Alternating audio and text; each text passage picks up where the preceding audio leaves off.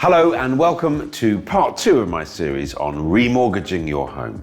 Remortgaging simply means switching mortgages to a new lender or taking a new home loan with your current lender. But why remortgage at all? Well, in this episode, I'm going to be looking at why it might be something you'd want to consider. In today's volatile mortgage market, it really makes sense to enlist the help of an expert. We've popped a link below that will connect you with our recommended mortgage advisors who can help you get a deal to suit your own circumstances. Now, there are a number of reasons you would want to remortgage. Often it's about switching to a better deal that allows you to pay less each month, or even to pay your mortgage off earlier. You might want to remortgage in order to free up some cash to pay off other debts or fund something major like home improvements. And some people need to remortgage because life has changed due to divorce, for instance.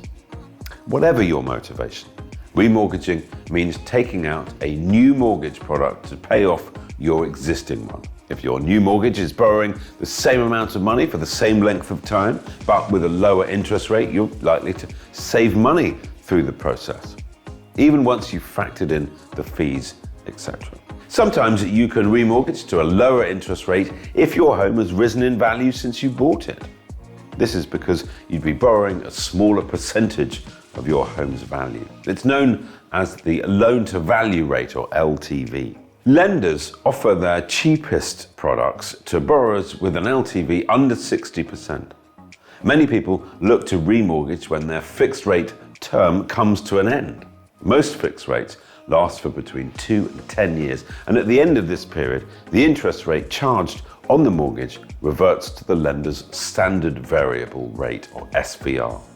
If this is higher than the fixed rate, many people look to remortgage at that time to a new fixed rate deal. The other reason you might remortgage is to create a pot of cash to pay for home improvements or to clear other debts. In this scenario, you'd remortgage for more than you currently owe. For example, if you had a £200,000 loan on a home worth £300,000, you might remortgage for £250,000. £200,000 would pay off your old mortgage and you'd then have £50,000 in cash.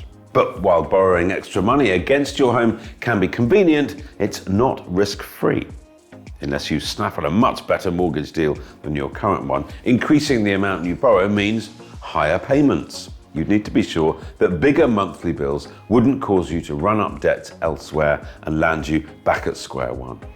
And although mortgage interest rates are generally lower than borrowing on a credit card or other type of loan, you need to remember that generating cash like this means you repay the debt over the whole length of your mortgage, typically up to 25 years. Paying interest on your debts for this long might mean that overall you don't save as much money as you thought you would by remortgaging. Complicated stuff. If you're using the money for home improvements that will boost your home's value, remortgaging can, yes, be a shrewd move. But if you're remortgaging to pay for an expensive car or a big holiday, something like that, then saving up for these things makes far better financial sense. There's a lot to consider and it's all important stuff, so do talk it through with one of our mortgage experts and make sure you subscribe, as in the next episode I'm going to be explaining why even small interest rate changes make a big difference.